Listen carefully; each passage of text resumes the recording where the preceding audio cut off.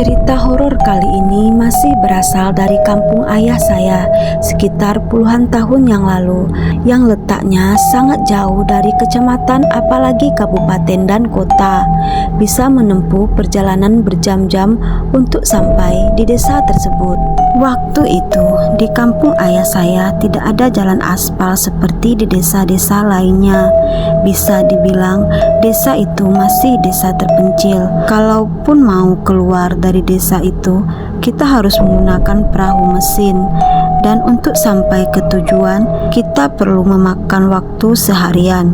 Di saat itu tidak adanya sepeda motor ataupun mobil di sana, karena memang belum ada akses untuk itu. Tapi anehnya di kampung itu, waktu saya masih kecil dulu, saya dan masyarakat setempat sering mendengar suara-suara aneh dari dalam hutan di sekeliling kampung. Suara aneh itu seperti suara orang lagi membawa sepeda motor dan suara mobil yang lagi melaju dengan kencang. Padahal suara-suara itu tidak ada di kampung itu.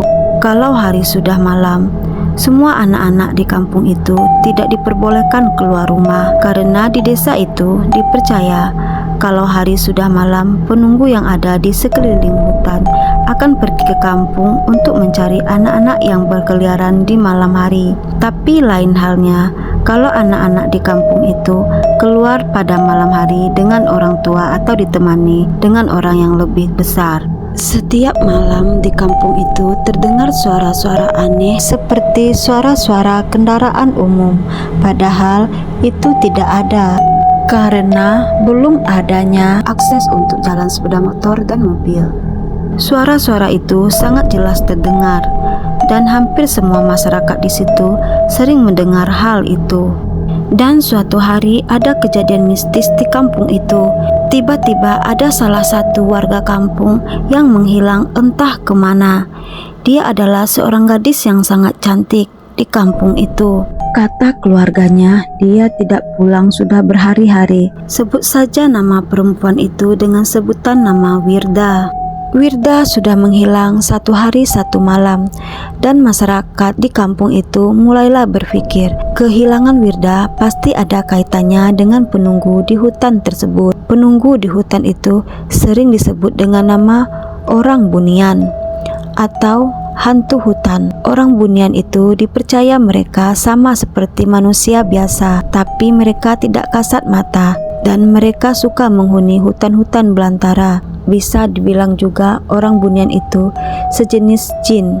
Dan keesokan paginya, penduduk setempat mulailah mencari Wirda ke dalam hutan dengan membawa gong dan peralatan yang dipercaya oleh warga setempat untuk bisa membuat orang bunian itu ketakutan. Masyarakat setempat juga menebang pohon-pohon yang ada di hutan tersebut biar orang-orang bunian itu merasa tempat tinggalnya terancam, supaya orang-orang bunian itu segera mengembalikan gadis yang bernama Wirda. Tapi usaha masyarakat setempat tidak juga membuahkan hasil, dan masyarakat setempat melakukan ritual di hutan tersebut dan memanggil roh atau jin korun yang ada di dalam diri Wirda. Ternyata benar saja, Wirda diculik oleh orang bunian tersebut, dan masyarakat mengancam kalau Wirda tidak dikembalikan menjelang besok pagi, maka hutan-hutan yang ada di sekeliling kampung itu akan dibakar. Dan usaha masyarakat setempat membuahkan hasil. Wirda dikembalikan oleh orang bunian itu sebelum subuh menjelang. Dan salah satu masyarakat di kampung setempat samar-samar melihat seperti Wirda yang tengah duduk di pinggir sungai sendirian. Suasana masih agak gelap karena jam masih menunjukkan jam 6 pagi. Dan salah satu warga itu langsung mendekati perempuan tersebut. Benar saja, ternyata perempuan itu adalah Wirda. Tapi kondisi Wirda sangat memprihatinkan. Dia seperti orang linglung dan diam saja. Tatapan kosong, tidak seperti Wirda biasanya. Dan salah satu warga itu langsung membawa Wirda ke rumahnya. Setelah sampai di rumah Wirda, Wirda menjerit-jerit seperti tidak terima dia dipulangkan ke rumahnya. Dia enggak mau masuk ke rumahnya. Dia ingin dikembalikan ke hutan tersebut.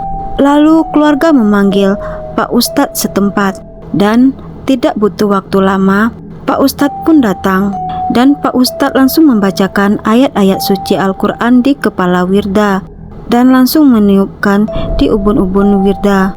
Dan seketika itu, Wirda langsung lemas dan terbaring di kasur. Lalu Wirda tidak sadarkan diri, dan setelah beberapa jam tidak sadarkan diri, Wirda perlahan sudah siuman, tapi tatapannya kosong, seperti kehilangan separuh jiwanya. Dan melihat kondisi Wirda seperti itu, keluarga memanggil Pak Ustadz lagi. Setelah Pak Ustadz datang dan Pak Ustadz langsung mengobati Wirda, perlahan Wirda mulai melirik ke kanan dan ke kiri. Dan Pak Ustadz mulai bertanya kepada Wirda tentang apa yang terjadi kepadanya waktu di hutan itu. Dengan perlahan-lahan Wirda mulai menceritakan apa yang terjadi kepadanya di waktu itu. Bagaimana kisah Wirda sampai diculik oleh orang bunian atau jin itu, kita lanjut ke part 2.